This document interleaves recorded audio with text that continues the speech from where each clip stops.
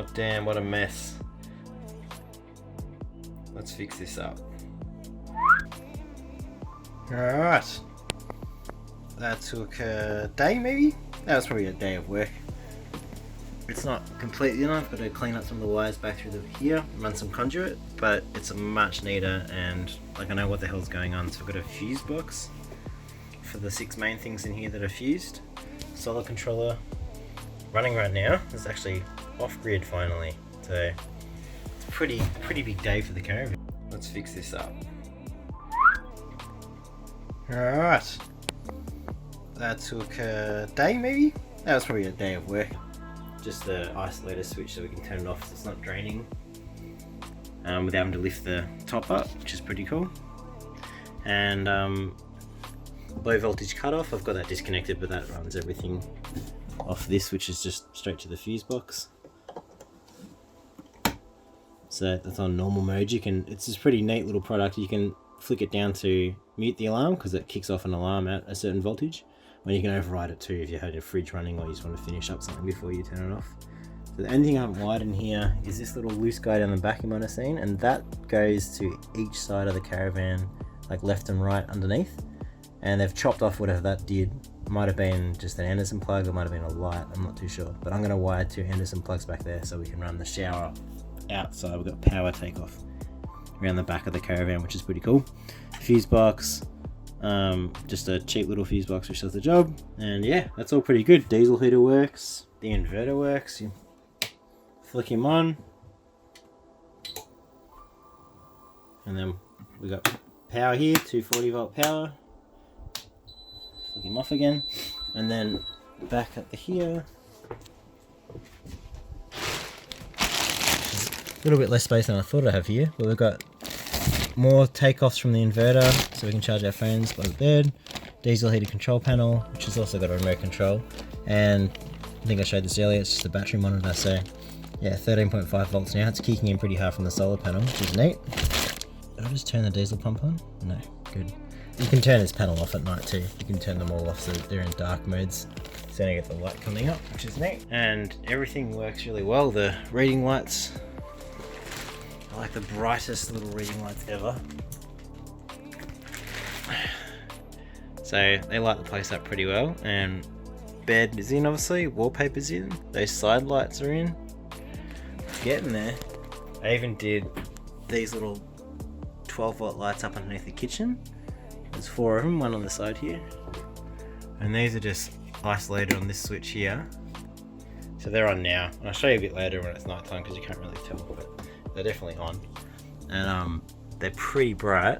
And there's just a little dimmer hidden up in the corner here so they can be turned right down and up again, which is really neat because you don't want them at full ball all the time. So I've put these little isolator switches around just so things like that and the pump won't go crazy. There's one down there for the, because it's a very loud pump and you want to wake up to that in the middle of the night if it's lost pressure. Also fixed that too. It had a water leak in the diaphragm. I fixed that pump and screwed it back up properly, so it doesn't leak water anymore. So yeah, getting there. I guess the next thing I want to attempt now is the flooring. So I've got this guy out. I'm not sure how that's going to go. This caravan's really far from the square. This line down here is so out of square to that back wall line. So the first one, you either cut the first panel out of square to make it follow the flooring, or you just lay it because it's a small area, it doesn't really matter. I think I'm just going to start laying it. So I've just given it a sweep out in here and marked up this panel a little bit. Yeah, first things first, I've got to cut this around under here and trim off that. You can see how square it is. I've marked up the lines. It's probably about 15 mil there out of square to 0.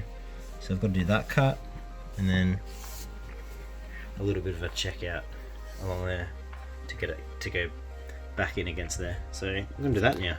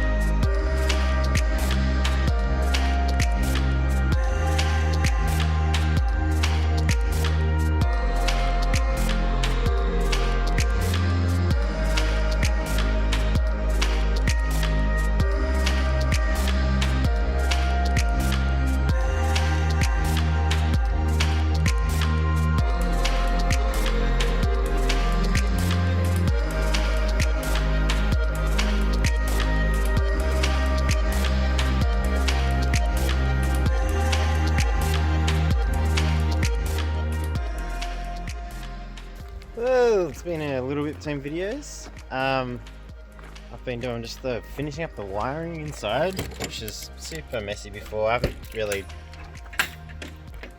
done a lot to it, but I can't really show you at the moment. But basically what I've been doing the last little bit is sorting out this vinyl floor, like a fake wood vinyl floor, which I had to learn from scratch basically, which I mean, it's not that hard to lay down, but I did make a few mistakes. So I had a sacrificial board over there, and basically, yeah, you should never cut an edge and try and line up with another board. You should always use your cut edges against something, because you can never get it as straight as they'll cut it. So there was one board I fucked up over there. Yeah, so far so good. I'm sort of half done. The last one here isn't in properly, and there's a bit around the back I haven't done, and then just a little step area. So I'd say about halfway done. We took some tape off the windows to make them look a bit neater. Fixed the water pump that was leaking a little bit under here, just took it apart, put some silicone on it, so that works a treat now. I've got that gas hot water system we saw earlier, but I kind of caved in and bought a 240 volt one. So when we're at a caravan park, we've got a little 8 litre instant hot water, which I'm going to plumb in, hopefully it fits, and plumb into just the cold water intake at caravan parks. So if you want actual cold water, you can use the tank underneath, and the hot water will be the caravan park inlet.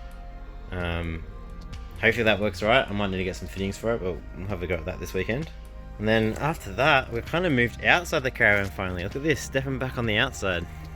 So I've been inside for a few months. Good to start working on something different on the outside. I basically took off all these old reflectors, side marker lights. They were the big old chunky ones, and pretty much like an orange-red version of this, but running vertically. So they were here, and just got these little LED ones, mostly because the lenses are all cracked, so they were not repairable. Because they were working, but I've lost 2 of the lenses. Bulbs would jitter around and drop out.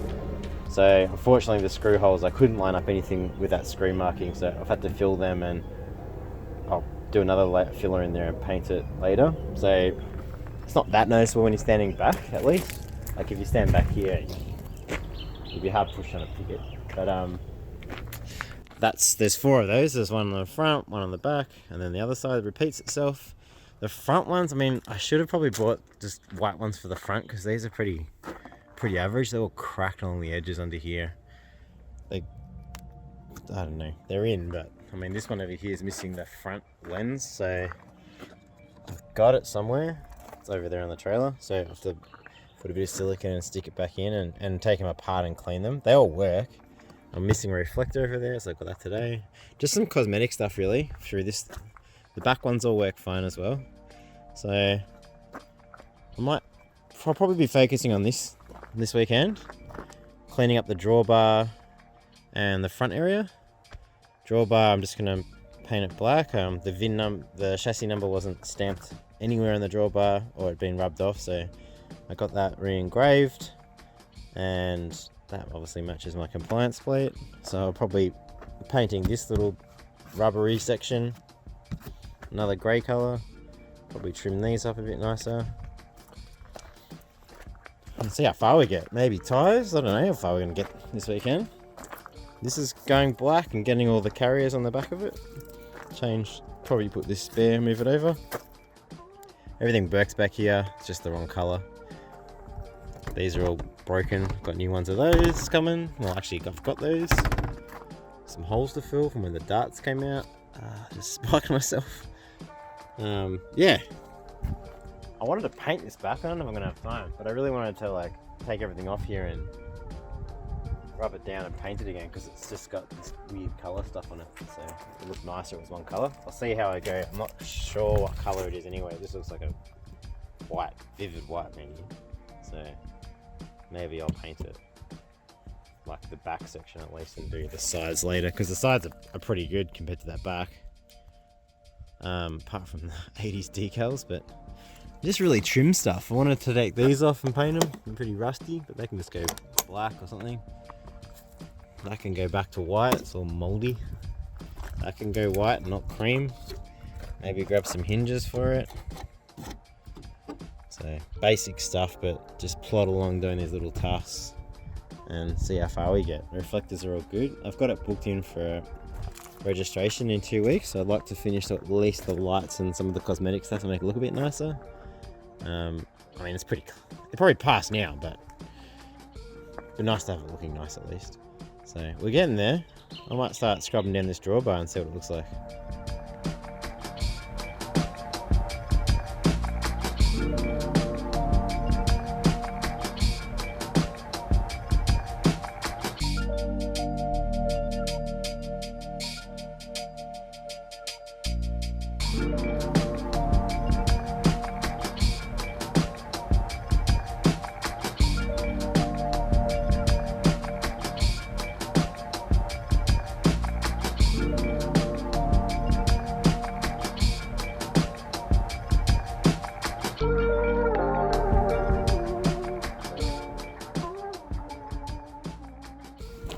It's like the lightest rain in history, so 20 drops per square kilometre, but it's enough to make me not want to keep going. So I might call it tonight. Might do another coat of the grey tomorrow and get this stuff black. I think that's it. It's pretty average afternoon. Adios.